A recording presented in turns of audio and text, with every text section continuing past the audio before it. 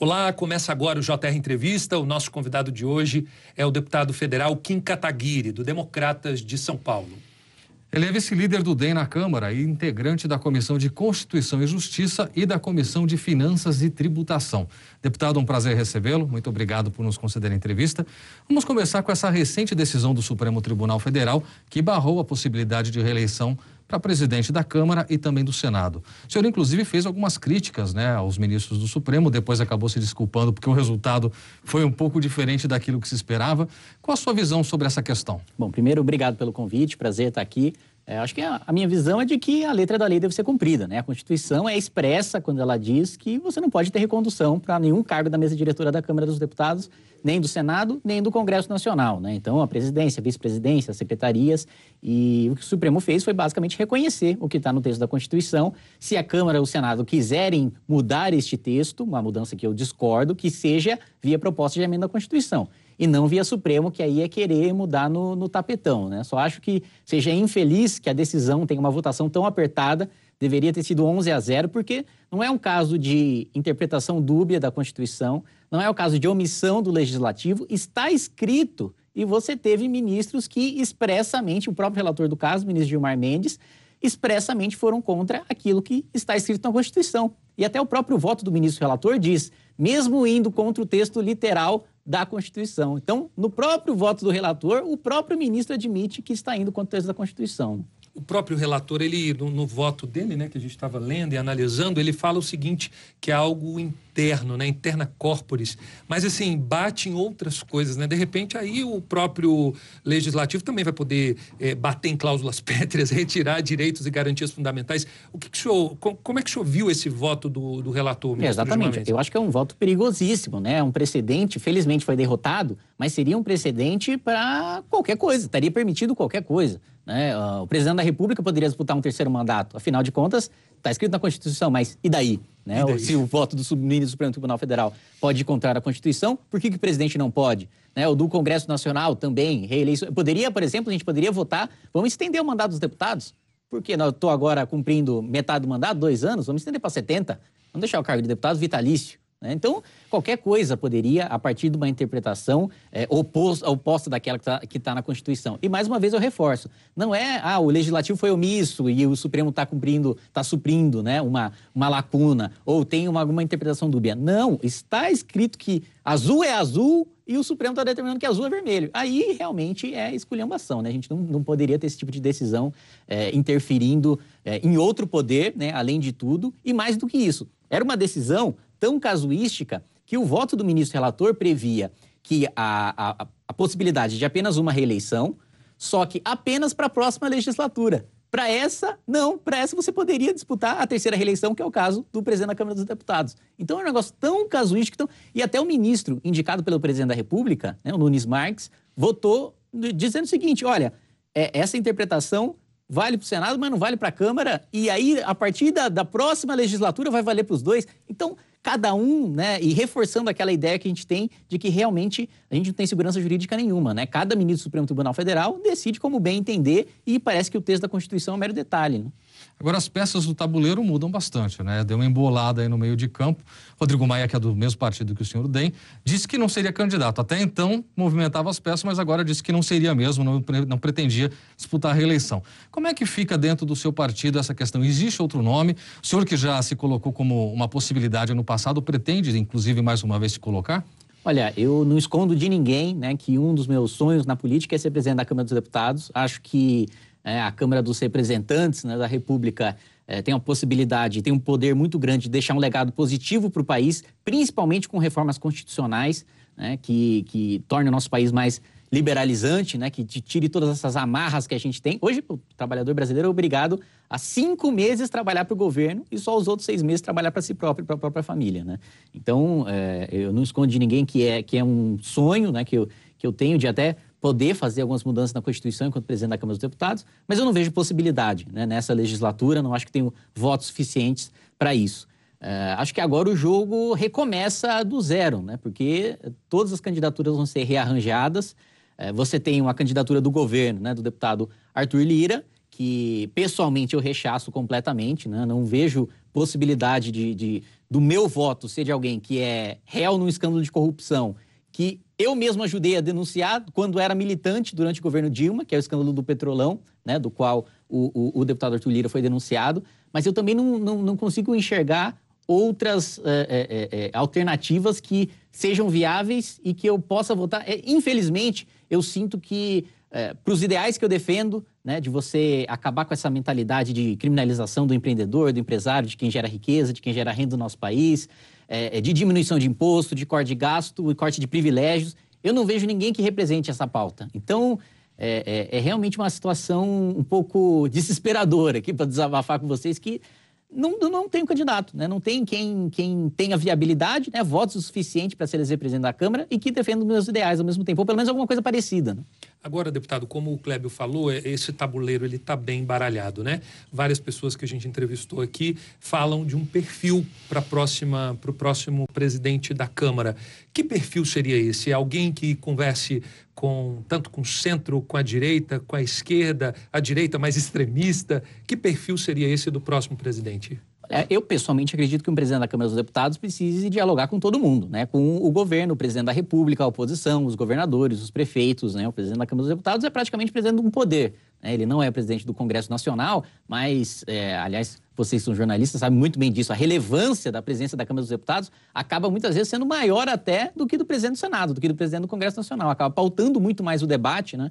Reforma previdenciária, reforma tributária, administrativa. A Câmara acaba pautando muito mais o debate do que o Senado, pela própria natureza do Senado de ser casa revisora, né? De não ter essa prerrogativa, ou pelo menos o costume de iniciar as proposições. Então, acho que tem que ser alguém que converse com todo mundo, que esteja disposto a cortar na carne, que esteja disposto a cortar gasto, cortar privilégio, porque no ano que vem a gente vai ter um ano difícil, um ano de crise, um ano que não vai ter auxílio emergencial, não vai ter socorro para pequenos e médios empresários, como a gente teve para esse ano, em que os estados e municípios estão chegando no endividamento de 100%, ou seja, estão praticamente se devendo, e que o governo está passando cheque especial para comprar o almoço, que é quebrar a regra de ouro, né? Tomar empréstimo para pagar a despesa corrente. Uma coisa é eu fazer um empréstimo no banco para abrir uma empresa, para fazer um investimento, para investir em alguma coisa que vai me dar retorno no futuro. Outra coisa é eu pegar um empréstimo do banco para comer o almoço, que é isso que o governo está fazendo já há 2 anos. E a gente não tem nenhum corte de gastos apresentado. Infelizmente,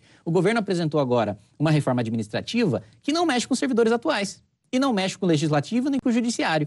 Então, como é que a gente fala num cenário de crise em que a gente não tem dinheiro para pagar auxílio emergencial, mas a gente tem dinheiro para pagar auxílio moradia, auxílio mudança de deputado? A gente tem dinheiro para pagar contra-cheque de R$700 mil em Tribunal de Justiça de Minas Gerais. Eu li notícia esses dias, um desembargador num dia só, acumulando venda de férias, indenização, vale isso, vale aquilo, auxílio isso, auxílio aquilo, tá 700 mil no meio de uma pandemia pegando isso no contra-cheque. STJ abriu licitação agora para comprar bolacha e refrigerante, né? 1.700 litros de refrigerante para ministro do STJ, praticamente um caminhão-pipa de refrigerante.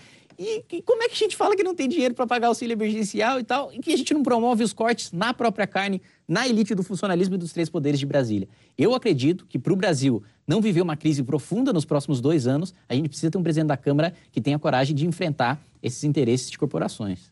O senhor citou essa questão da reforma administrativa e a gente sabe que o senhor é autor de uma emenda anti-privilégio. Então seria importante aproveitar o gancho também para explicar um pouco o que tem nessa emenda, o que ela pretende abordar. Perfeito, é exatamente isso, né? A emenda busca mexer com os integrantes dos 3 poderes, principalmente da elite, para que não receba super salário. O que é super salário? É o salário ilegal, inconstitucional, aquele acima de R$39 mil, que é o salário de um ministro do Supremo Tribunal Federal. Infelizmente, nós temos essa realidade muito, principalmente no Ministério Público e no Judiciário, né? A média salarial no STJ e no STF também, a maior parte dos ministros recebendo R$100 mil, somando todos os auxílios. Porque eles falam, não, mas não é salário, é indenização, é gratificação, é bonificação, é venda de férias. Aí você vai ver as férias que ele vendeu, tudo bem, férias todo ser humano precisa ter, inclusive juiz, ministro do Supremo, tá ok. Agora, 60 dias... Então, a emenda busca acabar com o super salário, acabar com férias de 60 dias e que ninguém possa receber acima do teto constitucional. Ninguém é obrigado, principalmente no momento de crise, né? A gente está pegando imposto do mais pobre, que a tributação brasileira é sobre o consumo. quem consome mais proporcionalmente do seu salário é o mais pobre. Por quê? Porque você não tem dinheiro para investir no imóvel, para investir na bolsa de valores. Você gasta tudo em comida, roupa, né, escola dos filhos, médico, um convênio, enfim. E aí a gente está tirando esse dinheiro do mais pobre e passando para o judiciário, para o Ministério Público. Eu preciso de 171 assinaturas, né, para conseguir apresentar essa emenda, justamente por ser uma emenda a uma proposta de emenda à Constituição. Por enquanto, eu tenho 130 assinaturas, né, mas ainda, né, faltam aí mais 41 assinaturas que eu estou contando muito, né, que eu sou só um deputado, contando muito com o apoio popular para a gente conseguir levar essa reforma à frente. Deputado, em meio a essas situações todas que a Câmara está enfrentando, né, como esse assunto que agora acabou, sobre a reeleição do presidente, enfim, pautas importantes estão paradas, a exemplo da instalação da Comissão de Orçamento, justamente está parada essa pauta por conta de uma indefinição e uma disputa muito acirrada para a presidência dessa comissão. É isso, tá difícil essa situação também. É exatamente isso. E me assusta também porque há 2 meses já você tem a própria base do governo Bolsonaro obstruindo, ou seja, não marcando presença no plenário da Câmara dos Deputados, justamente porque o governo fez um acordo no início do ano, né, para conceder a presidência para o deputado Elmar Nascimento. No final do ano, mudou de ideia, e aí, nessa tentativa de quebrar o acordo, disse que não votaria nada, e não votou nada durante 2 meses, né? Não teve quórum na Câmara dos Deputados, até a oposição estava marcando presença, e os deputados da base do governo não, porque o governo queria impor a presidência de um novo indicado do governo. E o próprio governo deixou as próprias medidas provisórias caducarem. Uma que eu, pessoalmente, votaria favoravelmente e defenderia em plenário, MP do futebol, por exemplo, dos direitos de transmissão, o próprio governo obstruiu, a gente não conseguiu votar porque caducou.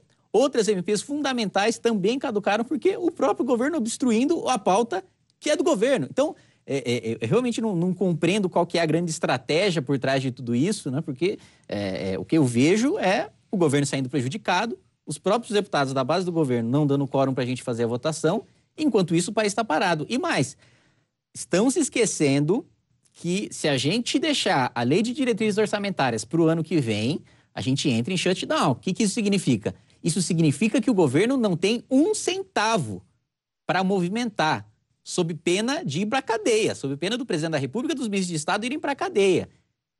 Não pagar 1 centavo de salário de médico, de professor, de qualquer um que trabalha em instituição pública, de policial, de juiz, de promotor, de deputado.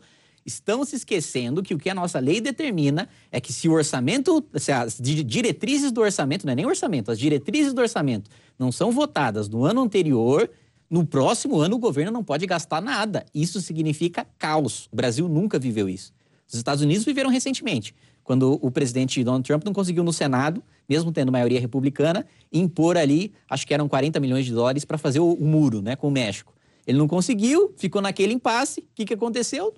Ficaram ali 2, 3 semanas sem conseguir pagar salário, sem conseguir fazer gasto público nenhum. O presidente até recebeu, acho que era um time de basquete na Casa Branca, teve que ele pagar do bolso, comprar um lanche, porque não conseguia utilizar dinheiro oficialmente na Casa Branca. O Brasil viverá a mesma situação, só que vamos lembrar que a nossa população, né, depende muito mais de serviços de saúde e de segurança do que a população americana. Então a gente não pode viver essa situação, por isso da urgência de votar pelo menos as diretrizes do orçamento nesse ano. A gente pode votar o orçamento em si em janeiro, como já aconteceu no segundo mandato do governo Dilma, e aí vejam a regra do duodécimo, né? O que é a regra do duodécimo? O governo recebe 1/12 daquilo que previu no seu orçamento que mandou no ano anterior. E isso não tem problema. Pelo menos tem dinheiro para se pagar os serviços públicos. Agora, se a gente não votar as diretrizes nesse ano que vem é caos.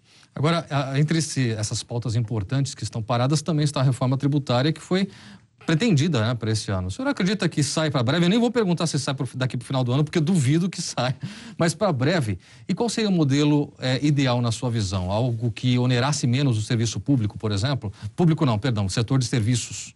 Eu, pessoalmente, acho que o governo demorou muito para mandar a reforma tributária, né? O ministro Paulo Guedes tinha no ano passado dito que enviaria isso em novembro, né? Enviaria a reforma tributária em aspas, 1 semana, né? Essa 1 semana demorou 1 ano, né? Só mandou no final deste ano e ele mandou 1/3 de reforma. Ele só mandou a reforma para os tributos federais, sendo que o que mais onera, né, o cidadão na ponta são os tributos estaduais e municipais.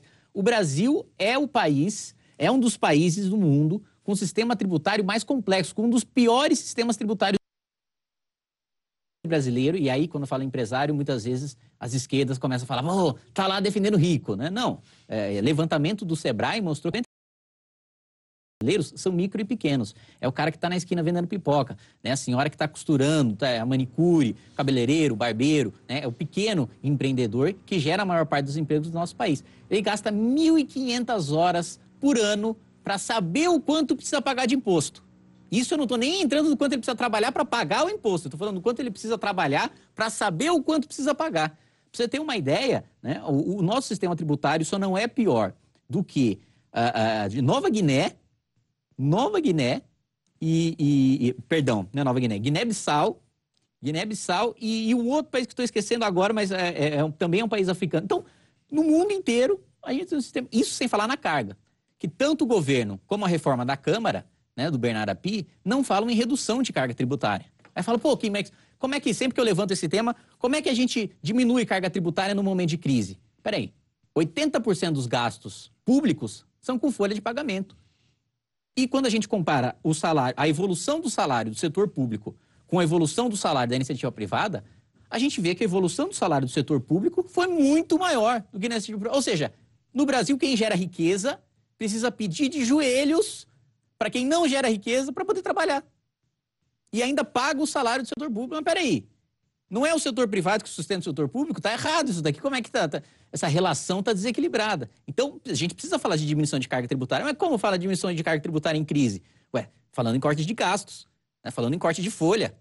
Eu, pessoalmente, sou, inclusive, favorável, e aí o pessoal me pinta lá dentro da Câmara como radical, né? Como incendiário ou idealista. Corte de salário de deputado, de auxílio mudança, de auxílio moradia, de cota para carro, para gasolina. Por que diabos um deputado federal, ou um presidente da República, ou um ministro de Estado, que tem um salário de 33 mil reais, não pode pagar a própria gasolina, não pode pagar o próprio carro, não pode pagar o próprio aluguel, não pode... Pelo amor, a gente tem auxílio rodízio de picanha.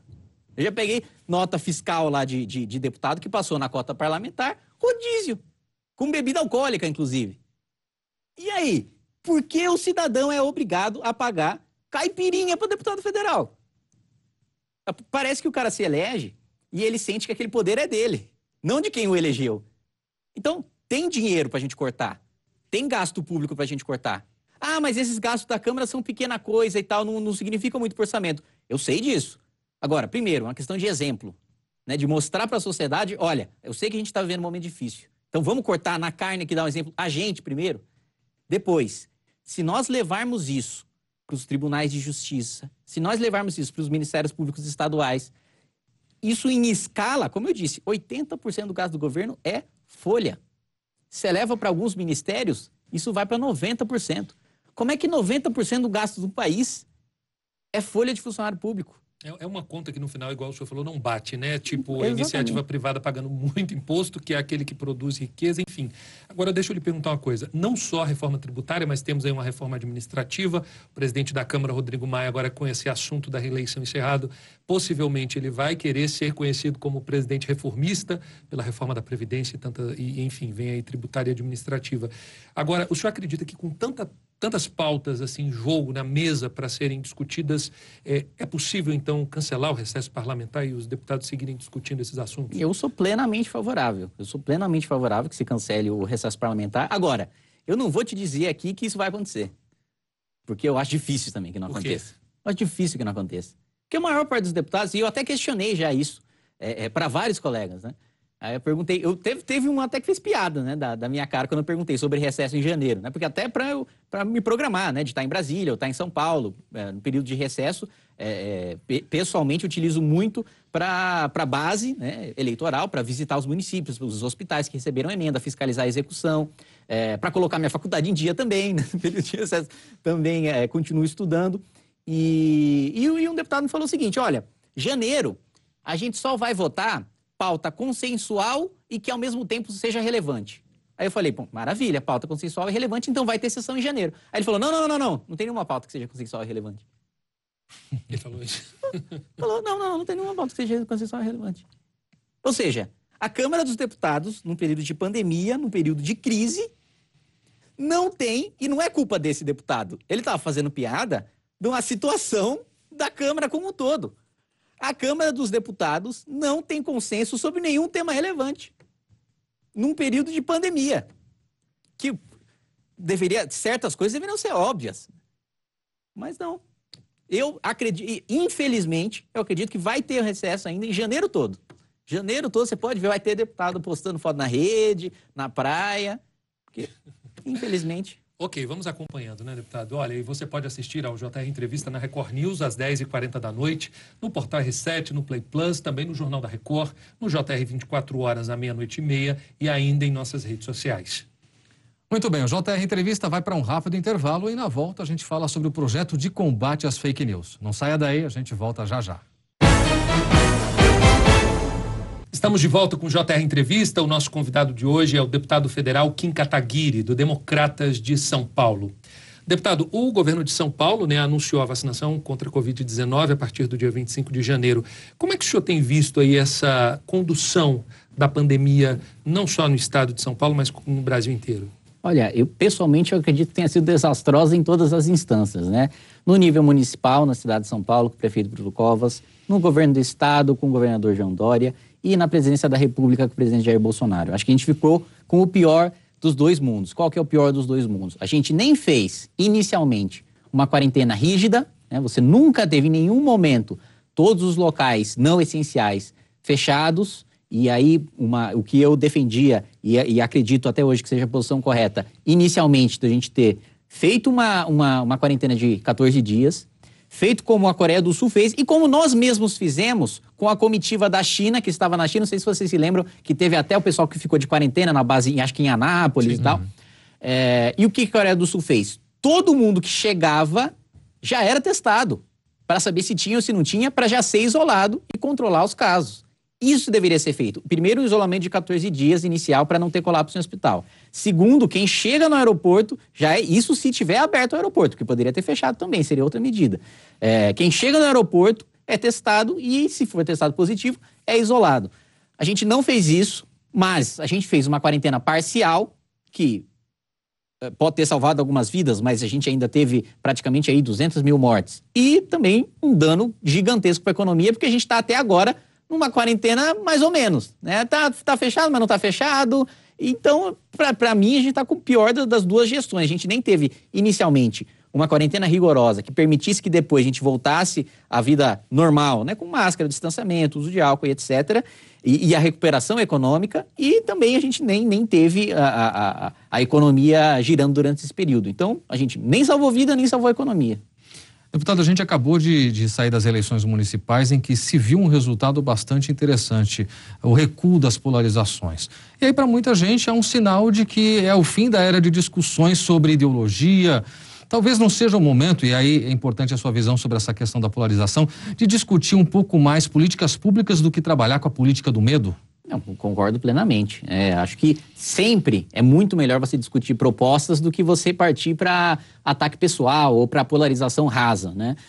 Eu acho que, aliás, eu acho que muitas vezes a expressão ideológica é utilizada de maneira pejorativa por causa do próprio clima político, que os próprios políticos são responsáveis por criar esse clima. Criar esse clima é difícil falar.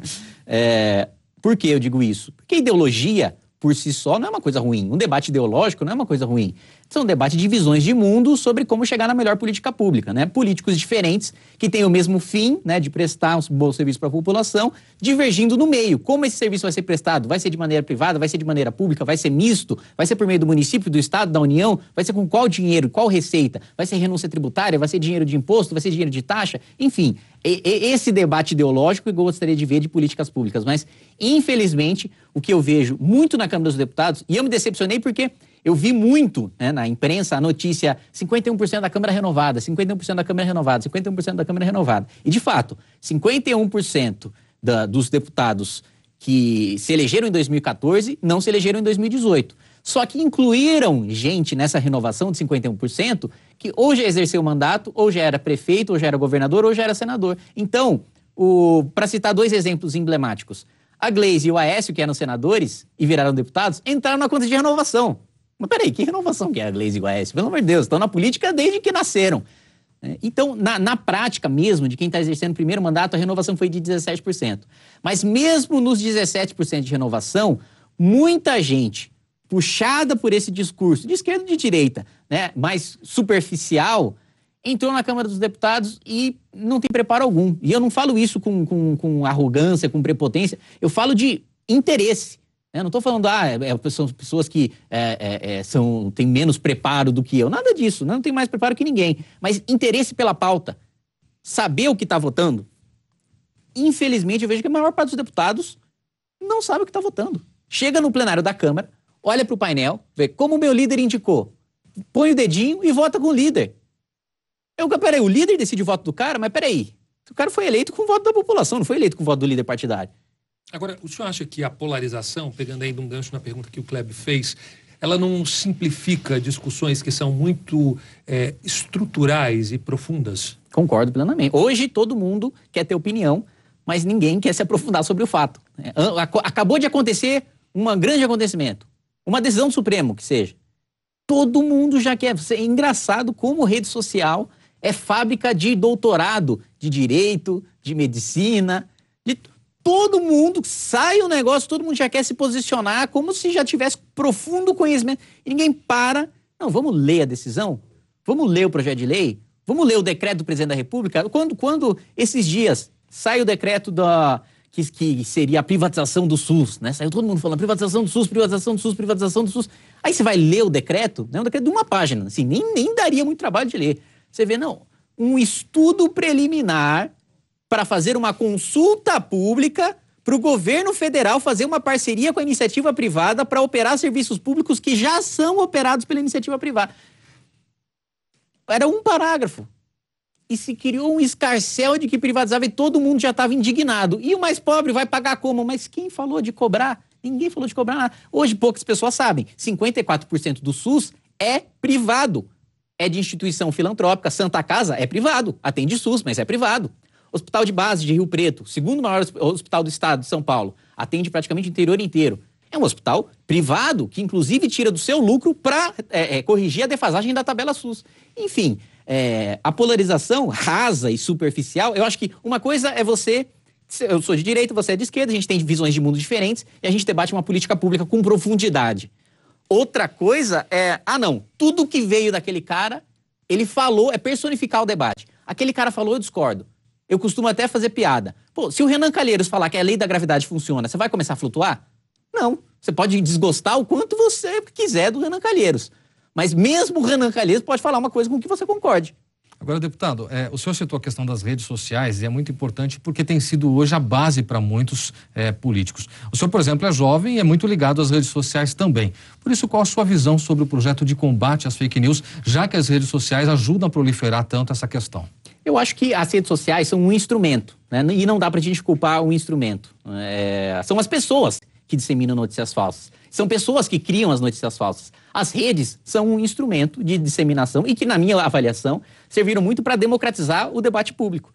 O debate público mundial, nem só brasileiro, sempre foi muito conduzido pelas elites. A elite é um bilionário, um milionário? Não, era basicamente quem comprava jornal, lia, se informava e participava do debate público, e guiava o debate público. As camadas mais pobres da população não tinham acesso a esse debate, estavam preocupados em sustentar a própria família, etc. E as redes sociais acho que democratizaram esse debate. Hoje, propagar calúnia sobre uma pessoa, propagar uma difamar uma pessoa, já é crime, já tem pena para isso. Eu acho que, infelizmente, o teor do projeto, né, e o que partiu do Senado, o relatório, primeiro você tem um projeto original, que já tem os seus problemas. O relatório que foi aprovado no Senado fala em você, para criar uma conta numa rede social, apresentar um comprovante de residência. É demais, né? É muito da herança cartorial que o Brasil tem, de achar que um documento, que um papel vai resolver o problema. A gente só está criando uma burocracia adicional para quem tem conta em rede social. Hoje, a rede social já exige, por exemplo, que você coloque o número de telefone, que você coloque seu CPF, que já esteja vinculado ao seu... Para que incluir um negócio... E mais do que isso, né? Inclui ainda, proíbe as redes sociais de tirarem qualquer conteúdo do ar sem que haja recurso. Imagine a publicação de um conteúdo com pedofilia. Agora, como responsabilizar? essa pessoa que está ali na rede? Que o senhor falou justamente dessa documentação, né? Enfim, como que pode, né, Cleber, chegar até essa pessoa? Mas hoje você já tem instrumentos para isso. A Constituição até já veda o anonimato, né? O que diz a nossa Constituição? É livre a manifestação de pensamento, sendo vedado o anonimato. E nós temos instrumentos legais para quem pratica o crime de difamação, para quem pratica o crime de calúnia, e do qual, inclusive, eu já fui vítima várias vezes, já processei várias vezes, já ganhei vários processos, inclusive dentro de rede social e inclusive com perfis anônimos, da polícia fazer a quebra de sigilo, o rastreamento de IP e etc., e de ir atrás da pessoa. Já há como responsabilizar. Quem forma uma quadrilha com o intuito de propagar notícias falsas contra adversários políticos já é responsável pelo crime de organização criminosa, podendo inclusive fazer delação premiada contra os chefes dessa organização criminosa. Então você já tem instrumentos legais para isso. Infelizmente, o que eu vejo no relatório do senador Ângelo Coronel, com todo respeito, é mais uma tentativa de controle do Estado em cima das redes sociais do que de responsabilização de quem comete crime. Ok, deputado, e o JR Entrevista faz uma rápida pausa. No próximo bloco, as ações do Grupo de Trabalho de Licenciamento Ambiental. A gente volta já. De volta com o JR Entrevista, aqui com a gente o deputado federal Kim Kataguiri, do Democratas de São Paulo. Deputado, o senhor é coordenador do Grupo de Trabalho de Licenciamento Ambiental. E essa pauta, essa área de meio ambiente é muito criticada do atual governo. Como é que o senhor avalia essa questão? Olha, eu acho que, primeiro, o projeto de licenciamento ambiental é fundamental para dois objetivos principais. Primeiro, desburocratizar e trazer transparência para o atual processo. Hoje, você tem mais de 27 mil leis e atos normativos que tratam de licenciamento ambiental. Porque a legislação ambiental é competência concorrente. O que isso significa? Estados, municípios e União podem legislar ao mesmo tempo sobre a mesma matéria. E isso criou um verdadeiro manicômio da legislação ambiental. Porque eu passo por vários órgãos diferentes, então eu consegui o ok da Secretaria Estadual de Meio Ambiente, Secretaria Municipal de Meio Ambiente, do IFAM, que cuida de patrimônio histórico-cultural, do ICMBio, que toma conta de reservas ambientais, da FUNAI, que toma conta de reservas indígenas, da Palmares, que toma conta de quilombos. Aí eu apresento meu projeto, eu construo o meu projeto, uma hidrelétrica, por exemplo, fundamental para gerar energia para o país, energia limpa e renovável, e aí o que acontece? O Tribunal de Contas discorda. E aí o Ministério Público discorda da decisão do Tribunal de Contas, que discorda da Secretaria de Meio Ambiente. Mas peraí, e quem é que vai investir num país desse? Que eu coloco dinheiro para investir em energia limpa e eu posso sair preso, porque um órgão discordou da interpretação de legislação do outro. E mais, o licenciamento precisa ser voltado para o meio ambiente. Hoje, muito das compensações ambientais são meramente exigências políticas. Eu cito dois exemplos aqui, para mim, que são os mais emblemáticos. Um é o exemplo de Belo Monte. A empresa responsável pela construção de Belo Monte foi obrigada a construir uma Câmara de Vereadores para compensar o seu impacto ambiental. Mas peraí, quantos vereadores a hidrelétrica matou para ter que construir uma Câmara de Vereadores? Foi obrigada a construir um estádio de futebol para uma cidade que nem time tem. Asfaltar a cidade inteira, construir estação de tratamento de esgoto. 600 cabeças de gado leiteiro, 700 cabeças de gado Nelore para as tribos indígenas que estavam num raio de 30 quilômetros da usina. 40 caminhonetes Hilux, trava elétrica, ar-condicionado, para a tribo indígena. Mas peraí, para mim caminhonete emitia carbono, né? Eu não sabia que caminhonete era árvore ambulante que saía sequestrando carbono e purificando o ar. Condicionantes ambientais completamente voltados para quê? Para o interesse do prefeito, interesse do governador. E esse custo inteiro é repassado para o cidadão. Então, a gente não protege o meio ambiente com o licenciamento de hoje e o cidadão também não tem um impacto mitigado. Só para citar mais um exemplo, muito rapidamente, a usina de Porto Primavera. O empreendedor foi obrigado a construir um elevador, uma eclusa, que é um elevador de água, com capacidade de 27 milhões de toneladas por ano. Passa um barco de pesca naquela eclusa todos os anos. Uma capacidade de 27 milhões de toneladas. Essas medidas são para inglês ver, né? Exatamente. Aquela coisa, faz isso que você tem autorização para aquilo. Infelizmente é assim. Eu acompanhei muito alguns momentos da rede social que o senhor fez duras críticas ao governo atual justamente para se esforçar mais para a política de combate ao desmatamento ilegal, não é isso? Exatamente. Por que essas críticas? Porque o grande problema do Brasil não é o desmatamento legal, né? Muitas vezes você tem crítica, o agronegócio brasileiro desmata muito. Pelo contrário, o agronegócio brasileiro é um dos mais produtivos em menos terra. Né? Hoje, a produção de orgânicos, por exemplo, que é tão dita como melhor para o meio ambiente, é o contrário, precisa desmatar mais, porque é menos produtiva, né? Destrói mais o meio ambiente. Foi feito um levantamento esse ano, recente, dessa semana, salvo engano. 80% do desmatamento da Amazônia é ilegal. E é esse esforço que eu cobro do governo federal de você ter equipes, em vez de você estar mandando gente embora, de um IBAMA já sucateado, ter equipes para punir o desmatamento ilegal e mudar o discurso para o mundo, porque nós já tivemos incêndios maiores no Brasil, na Amazônia, durante a gestão do Lula, quando a Marina Silva era ministra. Inclusive, ela foi demitida em razão disso. Só que a comunicação do governo Lula, e olha que assim, eu sou insuspeito, não sou nada lulista, a comunicação para o mundo era muito melhor. Mesmo com a situação ambiental no governo Lula estando pior do que no governo Bolsonaro, ele se comunicava melhor com o mundo, ele vendia melhor o meio ambiente do Brasil para o mundo. E é essa comunicação que eu cobro do governo Bolsonaro para a gente não perder investimento. Ok, deputado, obrigado pela entrevista. Olha só, o JR Entrevista fica por aqui. Lembrando que você pode assistir ao programa na Record News, às 10h40 da noite, no Portal R7, também no Play Plus, no Jornal da Record, no JR 24 horas, à 00:30 e ainda em nossas redes sociais.